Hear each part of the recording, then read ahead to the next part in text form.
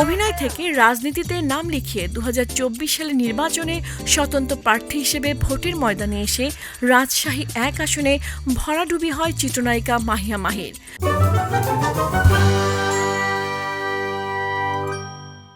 নির্বাচনী প্রচারণার সময় তিনি বলেছিলেন সিনেমায় আর অভিনয় করবেন না। সিনেমা থেকে মোটামুটি অনেক দূরে সরে এসেছি আমার এই রাজনীতির কারণে। সিনেমা আর করবো না, আমার বাচ্চা হয়ে গেছে, আমার বাচ্চা আছে, আমার সংসার আছে, আমি আপনাদেরকে নিয়েই থাকবো। কিন্তু সেই সিদ্ধান্ত পাল্টে বড় পর্দায় ফিরছেন ঢালিউডের এই তারকা।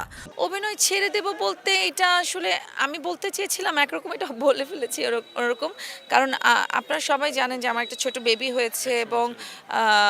হয়েছে এবং ধরেন আমার একটা সংসার আছে। তো আমি ওই আগের মতন যেরকম সিনেমা করতাম আমি তো এখন সেটা করতে পারবো না।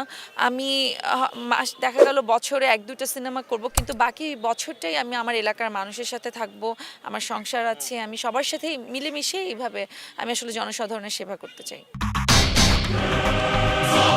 কিন্তু সেই সিদ্ধান্ত পাল্টে বড় পর্দায় ফিরছেন ঢালিউডের এই তারকা। সৈকত নাসির পরিচালিত লেডি অ্যাকশন সিনেমা অন্তর্জামীতে দেখা যাবে তাকে।